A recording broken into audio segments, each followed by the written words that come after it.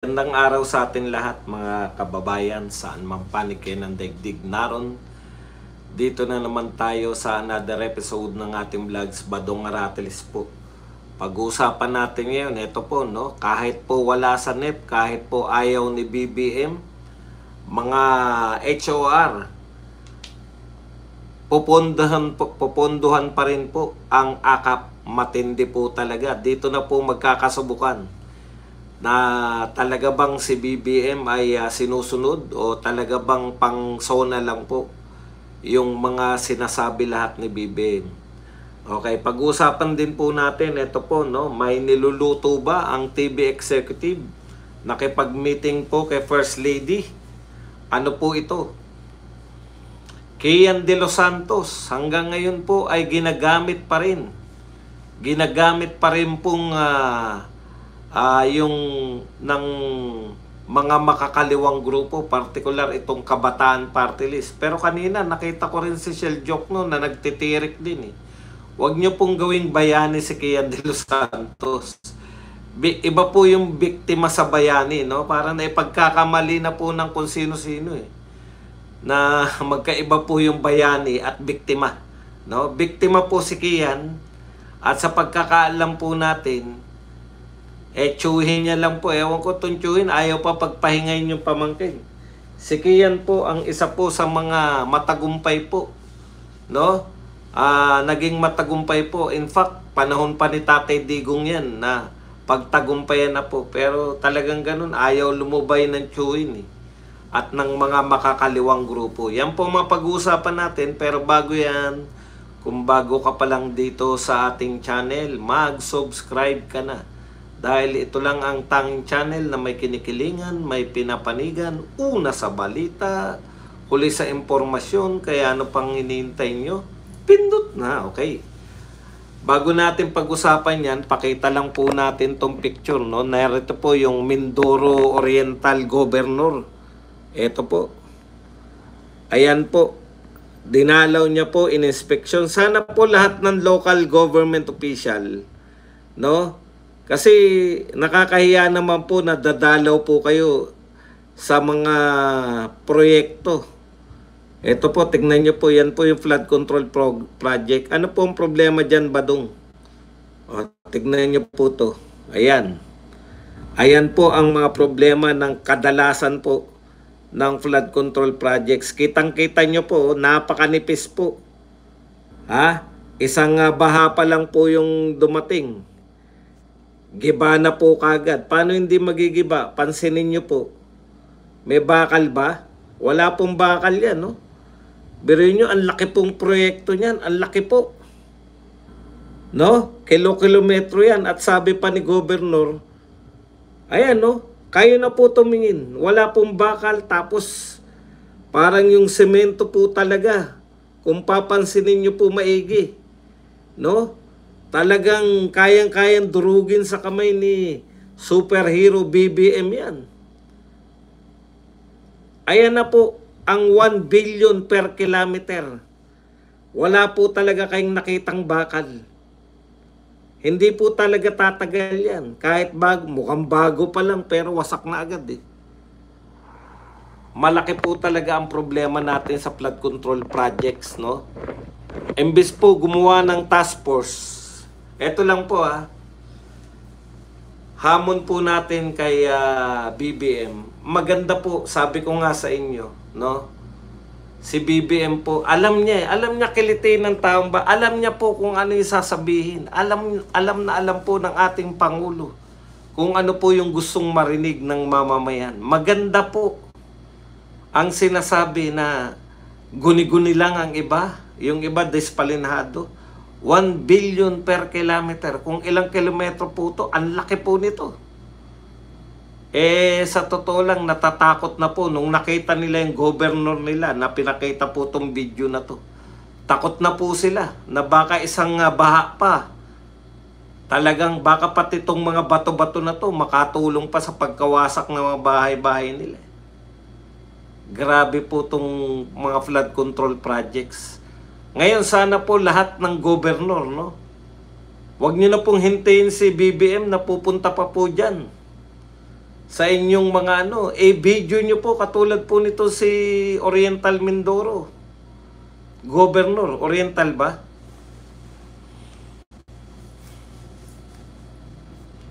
Para po at least ma-expose po sa taong bayan na dyan po napupunta yung mga taxes natin, dyan po napupunta yung mga inuutang natin, dyan po napupunta yung lahat po ng pinaghihirapan ng mga OFW. Tapatan na po tayo. Kung tuloy-tuloy po ba to, tapos ang gusto pa rin mag-imbestiga, na hindi pa po nagsisimula investigasyon, meron na pong inaabsuelto, matindi po yung investigasyon eh. Imbis na mag-imbestiga, para i-absuelto, hindi po nag-imbestiga para malaman ang katotohanan eh. Gustong mag-imbestiga para para magkaroon po ng para maabsuelto po yung mga involved. Hindi na po kayo. Hindi na po ito masaya, no? Kung dati po nailulusot nyo pa na Inday Lustay na papaliwala nyo pa po yung mga tao, dito po ang pinag-uusapan bilyon-bilyon. Yung sinampahan nyo po na reklamo si Inday Sara, todo na yun. Lahat na ng pondo niya, 600 million lang, ni hindi po umabot sa 1 bilyon. Lahat po ng pondo yun, hindi. Ibig sabihin, kung wala pong ginastos ang OBP, lahat po ninakaw ni BP Sara, yan, 600 million po. Yan po yung akusasyon nila. Akusasyon pa lang yan. Niwala pong ebidensya. Eto po, ayan na. Nakita nyo naman po, si BBM mismo yung dumako. Mas maganda pa di hamak. Yung pinuntahan ni BBM sa Bulacan, mas maganda pa di hamak kaysa dito sa Mindoro. Natatawa na lang si Gub eh. Gub, kawawa mga constituents mo. Dahil lahat po yan, pag bumaha, bagsak sa mga bahay nila yan, tipak-tipak oh. Kahit po hindi ako marunong sa construction, makikita ko naman oh, nagiba nga agad eh. Tsaka ang nipis, hindi, nakakakita po tayo, di ba? Ng malakihang mga proyekto na ganyan, talagang sementado.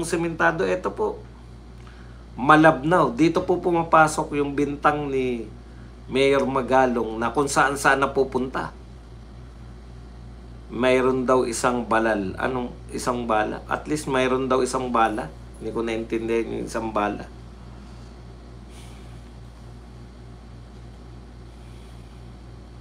Okay. Tapos, ang bukang bibig pa rin po nila na si BP Sara ay nasa Kuwait naman daw ngayon. Alam mo po ninyo, hindi nyo na po, lalo nyo pong ginagalit yung mga tao eh. Eto na po yung problema oh. Pasa pa rin kayo ng pasa. Kay BP Sara pa rin. Na bumabiyahe siya. Wala na pong talabyan. Pag yan po, alam nyo po, lahat na nananawagan, di ba? Pag wala po kayong napakulong, wala po kayong nakasuhan man lang, o napakulong dyan, wala po. Hanggang 2028 po, kahit na anong gawin na ninyo, wala na pong maniniwala. Simpleng-simple na po yan, harap-harapan na po eh. Ang gusto nyong pag-usapan pa rin yung impeachment ni BP Sara. Binasura na po ng Supreme Court. Pero hindi nyo na po maihirit yan. Kung uunahin nyo pa rin yung impeachment pa rin ni BP Sara kaysa dito sa mga problemang kitang-kita, nawawalang mga pera natin, tanong ko po kayo, meron na po bang ganyan mga napatayo nung panahon ni Tatay Digong na wasak na wasak? Ang lalaki po ng proyekto, kumpara nyo po rito. Pero mas malalaki po ang ginastos dito. Okay. Dito na po tayo sa mga balita pang iba. Hindi kailanman mabubura ang katotohanan. Ito po ang pahayag na naman ng Kabataang Party List. Nawakasan na ang gera kontra droga. Grabe po kayo, alam nyo makakontra lang kayo. O ngayon, hindi na po. O kita nyo ha, shifting na. Hindi na po Duterte. Ha? Makinig po kayo. Akala nyo kakampi nyo itong Makabayan Black.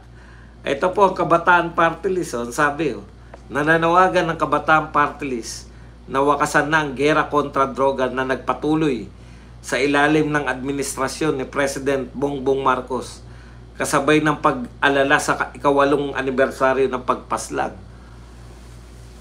8 years na pala sa 17 anyos na si Kian De Los Santos nitong Sabado. Yan. Mahigit 1,000 na raw ang napapatay sa war on drugs ni BBM. Yari ka, BBM. ICC. ICC ka niya.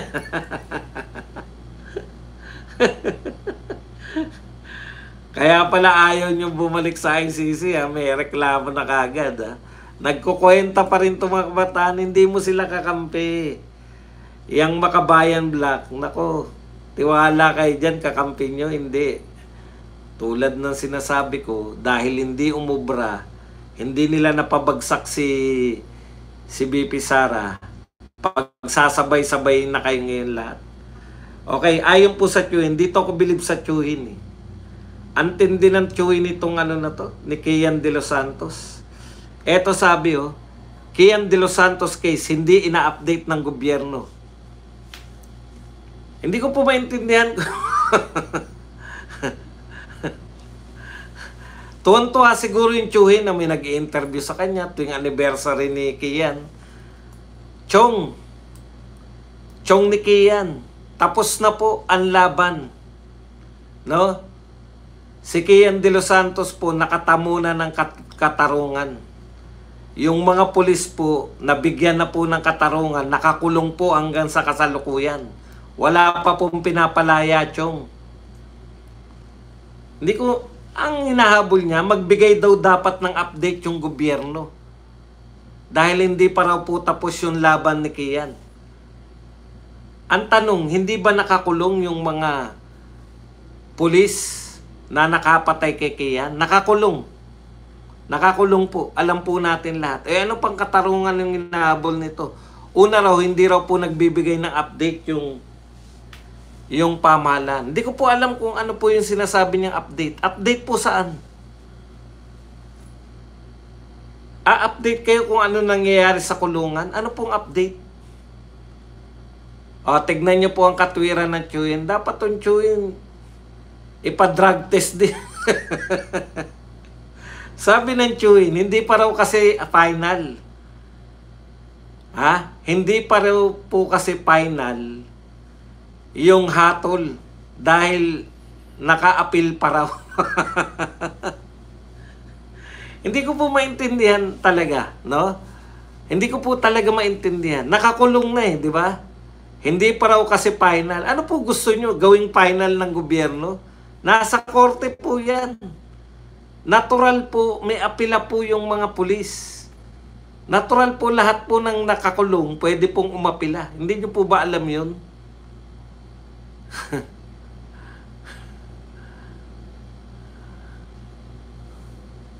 Hindi ko alam kung ano po yung katarungan pa na hinihingi niya.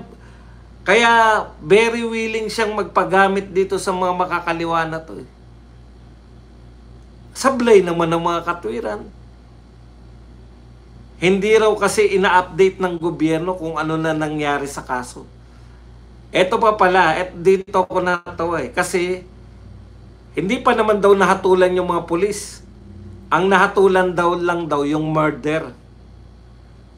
Dapat daw meron ding hatol sa nahatulan daw yung murder. Okay. Dapat daw pati raw yung pagtatanim ng mga pulis ng ebidensya may hatol din daw. Chong, ang pinakamabigat po murder. Eh kung hinatulan lang sa tanim ebidensya, nakalaya na po yung mga pulis na yan. Murder po, kaya po sila nakakulong. Hindi ko na talaga maintindihan sa Chewy na to. Ito rin yung Chewy na nagsabi, o bakit po kayo nagpo-protesta? Kasi parang may danyos pa eh. Baka yung danyos. Baka hindi pa nabibigay sa kanya yung danyos. Ikaw talaga, Chong. Hanggang saan yung katwiran? Danyos pala nga. Naalala ko na, di ba? Ito yung kasama ng pari na humihingi ng danyos. Chong, napakaswerte nyo. Ang dami pong hindi na-resolve na kaso, pero yung kaso ng pamangkin mo, nakatamo ka ng katarungan. Okay, punta na po tayo rito. Wala naman pong ganong balita rito. Kaya lang, sabi nga, there's something brewing. May niluluto po. Ayan po. Something brewing. ABS-CBN, GMA7 bosses. Meet First Lady Lisa Marcos. Ngayon, nagtataka pa kayo. Ito na po yung larawan ng ating Ayan po, katabi niya po si Goso ng GMA7 at si Katigbak ng ABS-CBN. Ayan. Yan na po ang larawan ngayon ng ang sasarap po ng pare-pareho ng kanilang mga ngiti. Yan po ang larawan ng ating mainstream media. Ngayon, may maasahan pa ba kayo sa mga media natin? Wala na, nagubad na sila na kami independent, na kami, wala na, yan eh, kitang-kita na.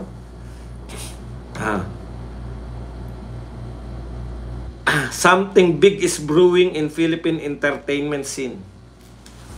Yan, an exciting project. No further details were provided.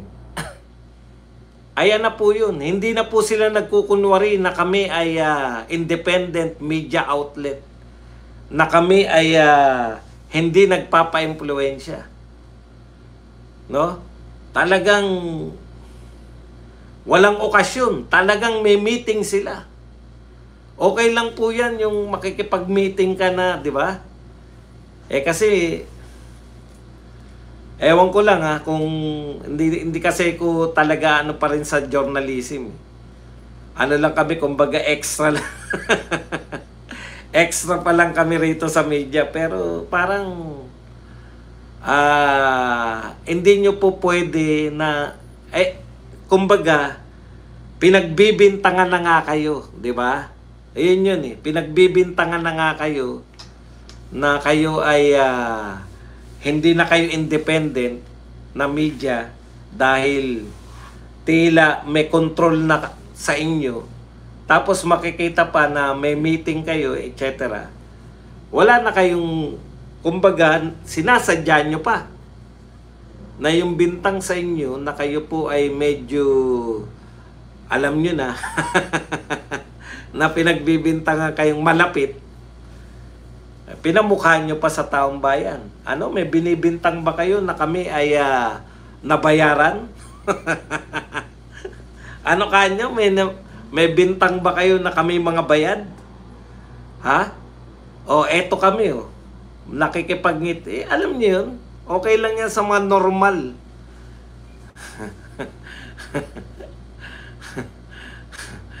Kaya ngayon, nag-iisip kayo ng pumareha sila. Kaya swerte nga natin dahil sa panahon natin, marami na pong social media personalities na sa kasalukuyan ay nag-aaway-away dahil sa humba. Ngayon ko na lintik kayo, ayaw pa sabihin sa akin. Yun lang pala yung humba na yan. Literal pala na kumakain ng humba.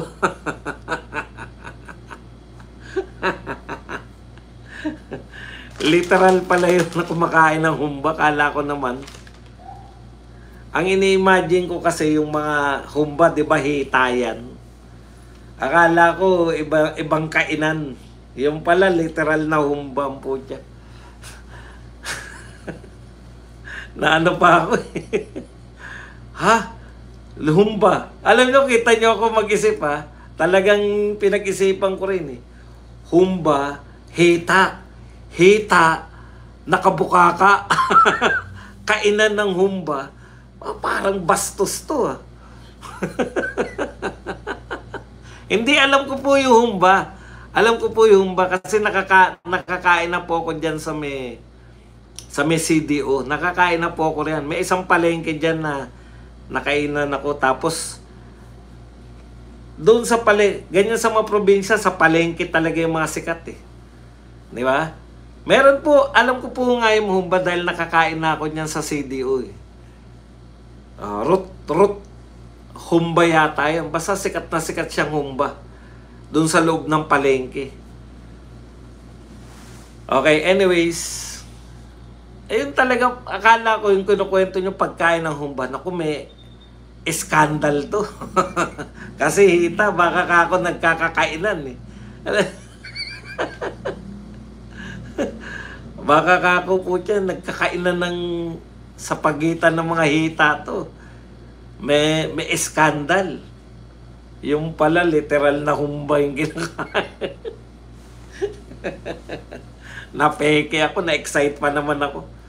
Okay, anyways.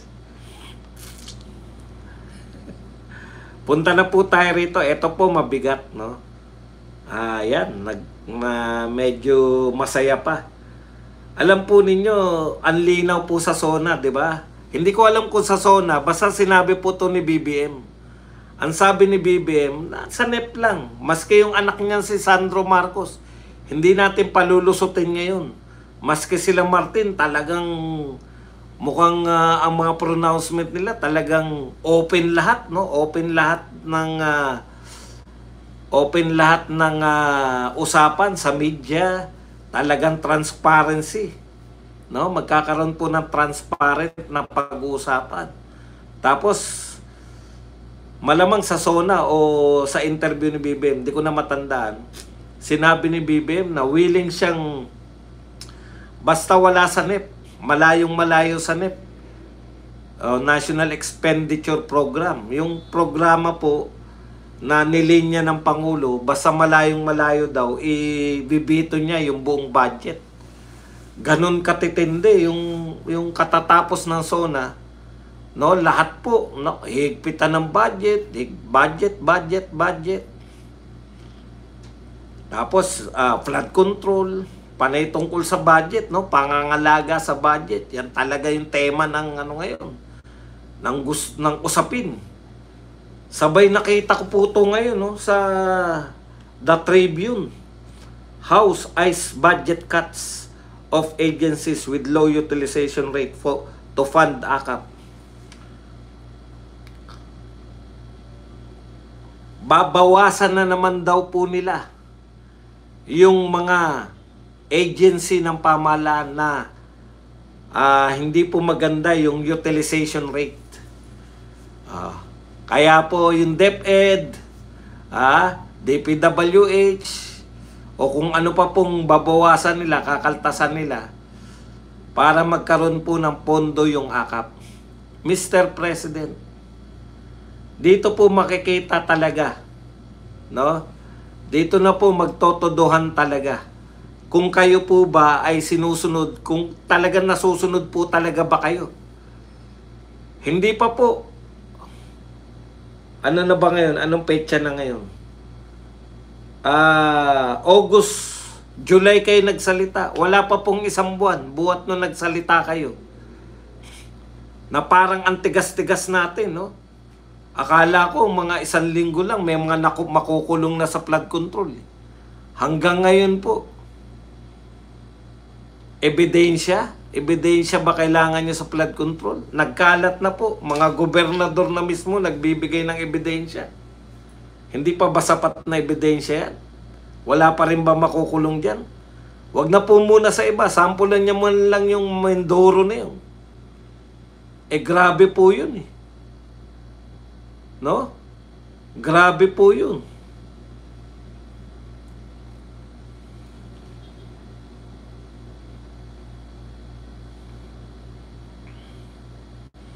Ay, hindi na po yan. Alam nyo po, pag inuna pa nila impeachment, sabi rito, need pa raw ng budget sa pirma. Pag inuna nilang impeachment ngayon, kaysa dyan sa pagresolba ng mga nakawan sa budget ng flood control, putya, maniwala kayo. Ibang usapan na po yan. Pag inuna nyo na naman yung impeachment, wala na nga pong gustong makinig sa inyo sa impeachment eh. Napapansin nyo po ba kung gaano ka-excited ang mga tao sa gagawing investigasyon ni Senator Marcoleta? Kaya blockbuster po yan. Magkita-kita po tayo. Ang panawagan lang po namin, manood po tayo sa mga magla-live na vlogger ng Duterte naman. Pakita nyo naman kayo ng support. Lalong-lalo na kay Badong. Manood kayo ng live. Maganda po pag, siyempre, pag may mga lal, magdidiskusyon din po tayo dyan. Sa Martes. Excited na po. Wala na pong, alam nyo ba na nagsimula na yung House of Representatives ng mga sa flood control na yan? Wala na pong may interest. Dito tayo kay Marcoleta lahat. Dahil dyan ang tunay na investigasyon, makikita natin. Balik tayo dito. Sa sinasabi natin. Antindi po nito. Ngayon pa lang. Hindi pa po nakakaisang buwan yung SONA ni BBM na parang ang tapang-tapang na sa budget. Ngayon pa lang, nagsalita na po to. The House Committee on Appropriation could go as far as proposing budget cuts to agencies with low utilization rates to fund the Chamber's so-called pet project, ayuda para sa kapos ang kita program. Sabi po ng chairperson.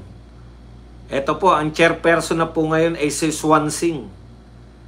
Si Appropriation Chair, Micaela Swansing, na napakaganda po ng pangalan.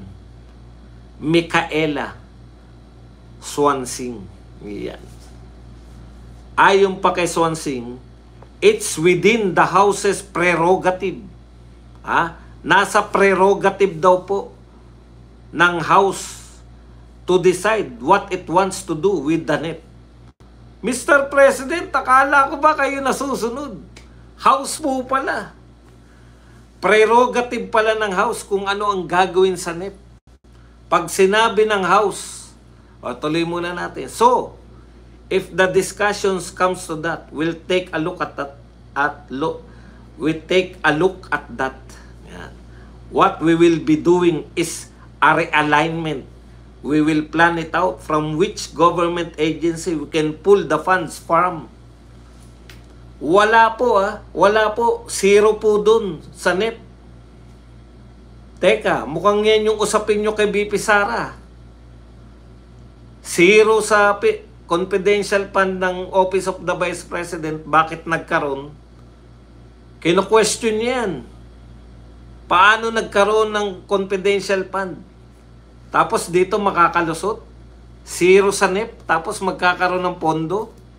Teka muna, Mr. President. Mukhang nagsimula na mga tauhan mo. Nababuyin mismo yung sinasabi mo. Ayan po. Open na open po to. Hindi pa po nagsisimula ang deliberation. May balak na kagad sila. Yung siniro ninyo, popondohan nila yung AKAP. Bakit po ba gigil na gigil kayo sa AKAP, mga congressman? Takan-taka na ako eh. O kayong mga senador. Zero sa NEP yan. Malamang isisiro nyo rin yan. Pagdating ng BICAM, magkakaroon na, di ba? Hindi pa nga kayo nakakaraos. Yung problema po ninyo, paalala lang po natin sa mga congressman. Marami pong congressman ang tinuturo. Ayon nga rito kay Mayor Magalong, 67 congressman. Congressman ba lahat yun? Hindi ko alam. Basta may 67 na binabanggit eh. Hindi po ba mas maganda muna maglinis muna kayo? Linisin nyo muna yung bakuran ninyo dito po sa flood control projects na billion-billion po. Billion-billion yung flood control projects. Tapos ngayon, eto na naman kayo. Papasukin nyo na naman, walang akap. Hindi humingi ng pondo sa akap si BBM. Tuwan-tuwa na lahat. Ay, wala nang akap sa wakas. Tapos maririnig namin, no? Ang tapang po ni Micaela Swansing. Siya na po ang pumalit kay Kimbo. Parang pati mukha pa. Batang version ni Kimbo. It's within the House prerogative to decide what it wants to do with the NEP. Ang buong akala ko po, presidente po ang nagpapasya sa programa sa national expenditure. Presidente po. Pero ngayon, House po pala, no? Prerogative ninyo. Kung kakaltasan ninyo yung iba at ilalagay sa akap na ayaw ng Pangulong ponduhan. Matindi po talaga itong ano. Matindi po ang kapit talaga ng House of Representatives. Tapos ang problema ng pagbabudget, tanong nyo kung sino pinupuntirin nilang problema. Si Chis Escudero.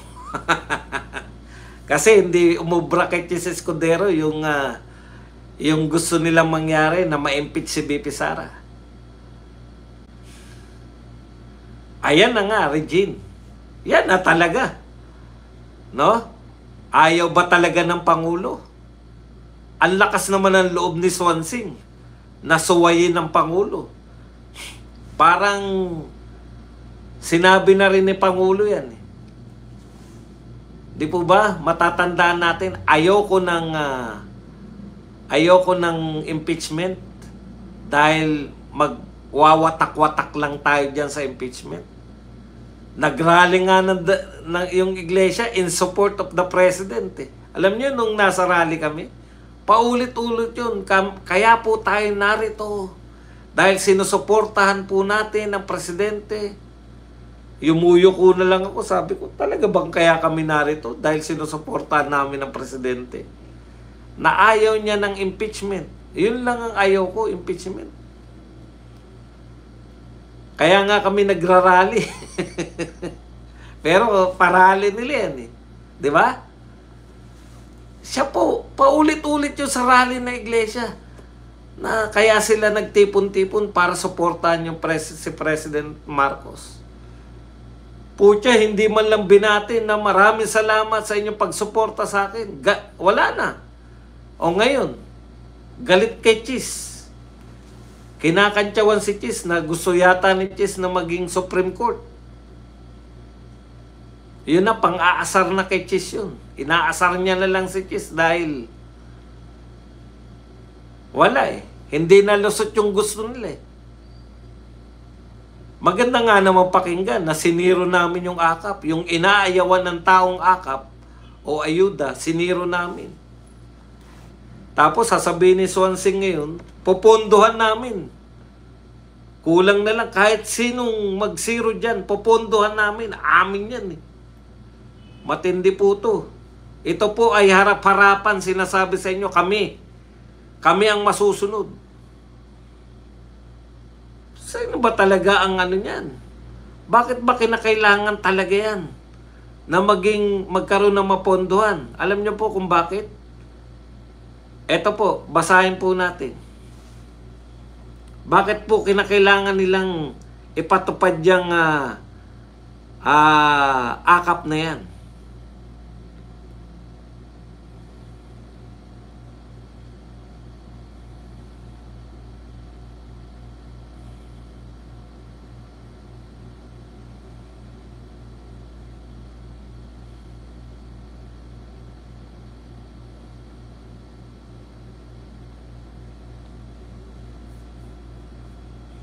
Okay, ito po, pinaalala po nito, no?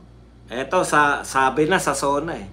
In his fourth State of the Nation address in late July, Marcos warned he would not approve a proposed budget that deviates from the NEP, regardless of whether it results in a reenacted budget. Kaya siguro gusto nila. Alam niyo po, ganito po yan, no? Sabi ni President Marcos, ibibito niya, hindi niya pipirmahan. Pag hindi niya po pinirmahan, ang iiral po na bata na GAA, yung reenacted po tayo. Baka sasadyain to ng mga mambabatas para hindi pumirma si President Marcos para may akap pa silang malaki. Kasi kung ano yung reenacted budget po, ibig sabihin po niyan, yung budget po ng 2025, yun po ang ipapatupad. Di po ba ang 2025 ang dinidescribe natin na pinaka-worst o pinaka-corrupt na budget sa lahat? Gusto palang maulit. Kaya wala pong katalo-talo. Ngayon ko po naintindihan. Madali po kasing Madali po kasing, alam nyo po pasensya na kayo dapat pupuruan natin kay Marcoleta, ilang araw pa naman. Pero eto po, nakakakaba po to. Wala po silang katalo-talo dito. Kaya po nila ipopropose to, nakita ko na po, nabasa ko na po yung balak nilang gawin. Pag pinush po nila yan, marami po silang tauhan sa Senate, lalo na ngayon, na pinakita po ni Pangulong Marcos na hindi niya nagustuhan yung ginawa ni Chis. Kinakailangan silang magsipsip. Eto po, wala pong katalo-talo dito ang mga congressman at si PBBM. Bakit po? Kung tinigasan ni BBM na hindi niya pipirmahan niya, reenacted budget tayo. Pag reenacted budget, malaki po ang pondo ng AKAP.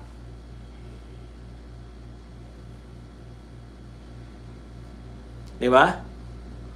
Malaki po ang pondo ng AKAP. Kaya ano man ang mangyari, magkakapondo ang AKAP. Hindi talaga. Matindi talaga kayo, hindi pa po kayo nasusuka. Pag hindi pa po nasuka yung taong bayan, at ang panawagan ngayon Duterte kulong pa rin. BP Sara impeachment pa rin. Wala na talaga. We deserve this government. Yung mga nananawagan ng accountability, pag si BP Sara pa rin yung, ikaw Tabi, ano ka na? Asa na si Tabi, yung pinakamadaldal? Tabi, anong masasabi mo sa mga kapwa mo congressman ngayon? Ipipilit pa rin ng AKAP. Ngayon ka dumaldal, Tabi. Ang tapang mo pag sa Duterte, maski Supreme Court, babanatan mo pag sa Duterte. Eto, kapwa mo congressman, magsusulong pa rin ang AKAP kahit ayaw na ng Pangulo, kahit wala sa NEP. Anong masasabi mo, Tabi? Wala siyang masasabi. Siyempre, tungkol ba sa Duterte yan? Kung hindi tungkol sa Duterte yan, dehin bokeke ako. Mga kapatid, yan lang po ang ating topic. Pwede na kayo magtanong, pwede na po kayo magbigay na